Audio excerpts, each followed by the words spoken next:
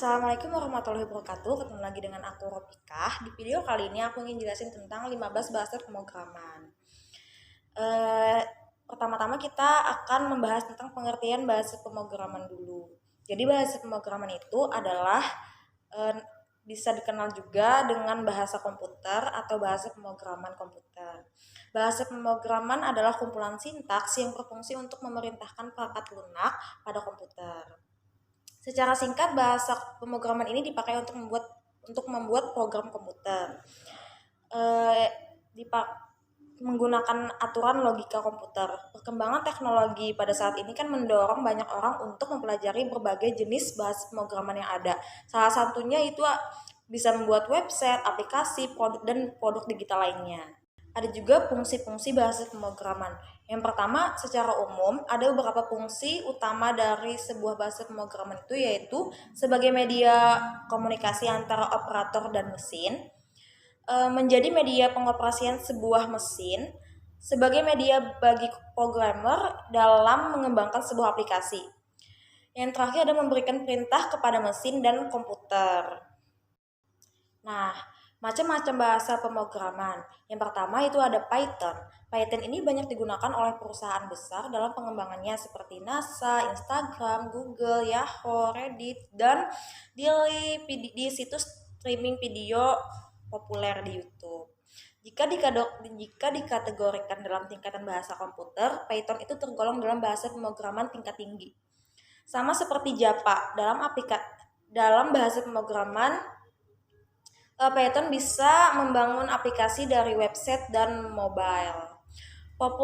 Popularitas Python ini sebesar 29,72% dari total responden berdasarkan pencarian yang dilakukan pada Google Search. Yang kedua ada Java. Java dikembangkan pada tahun 1991 sejak 23 Mei 1995 dirilis. Java langsung naik menjadi bahasa program yang terfavorit. Java memberikan nuansa baru dalam perkembangan teknologi informasi.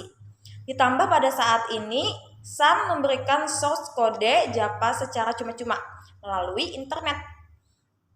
Kekuatan open source membuat Java mudah berkembang dan dikenal oleh banyak pengembang. Oleh karena itu, Java adalah salah satu bahasa program yang wajib dikuasai. Dan yang ketiga ada JavaScript. Tidak hanya digunakan untuk membuat website, penggunaan JavaScript ini juga mengarah ke pengembangan aplikasi mobile, game, dan desktop. Jadi tentunya JavaScript itu adalah bahasa pemrograman yang populer dan tidak asing di kalangan pengembang website. Kelebihan JavaScript ini seperti tidak membutuhkan resource memori yang besar, itu ringan dan kecil, tidak membutuhkan resource memori besar, ringan dan kecil, dinamis, dan mudah untuk dikembangkan. Yang keempat ada C# atau bisa ditulis dengan C pagar gitu ya guys. C# ini popularitas pencariannya sebesar 7,28%.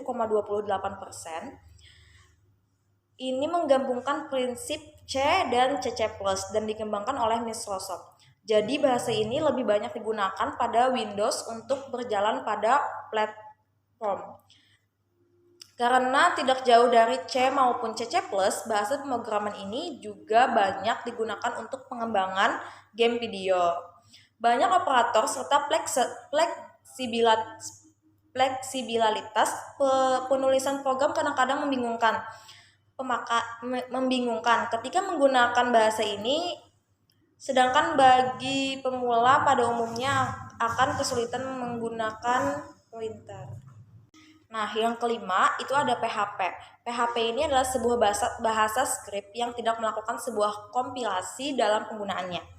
Web server yang mendukung PHP dapat ditemukan di mana-mana, dari mulai Apache, IIS, LikePD, dan Sitami dengan konfigurasi yang relatif mudah. Dalam sisi pengembangan lebih mudah karena banyak milis-milis dan developer yang siap membantu dalam pengembangannya. PHP ini memiliki kelemahan security tentu apabila pemrograman tidak jeli dalam melakukan pemrograman dan kurang memperhatikan isu dan konfigurasi PHP. tidak ideal untuk mengembangkan skala besar. Berbeda dengan Java, fungsi bahasa pemrograman ini tidak memiliki sistem pemrograman berorientasi objek yang sesungguhnya. Sampai dengan versi 4 ini, tidak bisa memisahkan antara tampilan dengan logika, walaupun penggunaan template itu dapat memperbaikinya. Yang keenam itu ada C. Pembuat bahasa C adalah Dennis Ritchie sekitar tahun 1972. Untuk sistem operasi Unix dibeli di Bell Telephone Laboratories. Saking lamanya bahasa C eksis. Beberapa pengguna menyebut bahasa C bapak dari bahasa komputer lainnya. Yang ketujuh itu ada R. Bahasa R ini merupakan bahasa pemrograman berbasis interpreter, sehingga eksekusi suatu aplikasi atau fungsi yang ditulis dengan bahasa R terutama itu membutuhkan program kode yang panjang, akan membutuhkan waktu yang relatif lama. Masalah lain yang terungkap terkait dengan proses pembaharuan dari suatu baris dalam frame data dari suatu proses looping atau pengulangan suatu program. Yang kedelapan ada Objective-C, merupakan bahasa yang berorientasi pada objek yang awalnya digunakan oleh Apple untuk mengembangkan perangkatnya. Itulah mengapa iOS itu dikembangkan dengan bahasa Objective-C. Gitu. Yang kesembilan ada Swift. Bahasa Swift merupakan bahasa pengantar untuk pengembang Mac dan iOS dan menjadi platform untuk Apple. Sehingga bahasa Swift juga dirancang untuk bisa terhubung dengan bahasa pemrograman Apple lainnya, yaitu Objective-C. Nah, yang ke-10 ini ada MATLAB. MATLAB ini mempunyai persentase pencarian sebanyak 1,79%. MATLAB atau Matrix Laboratory ini merupakan program yang digunakan untuk melakukan analisis juga komputasi numerik. Nah, yang ke-11 ini ada TypeScript. Mungkin tidak banyak yang mengenal bahasa pemrograman ini, tetapi TypeScript ini adalah suatu bahasa pemrograman yang dibangun berdasarkan JavaScript, teman-teman. Perbedaannya, pada TypeScript ini terdapat tambahan fitur strong typing dan konsep pemrograman OOP klasik, class interface. Dan dokumentasinya TypeScript ini disebut dengan superset dari JavaScript.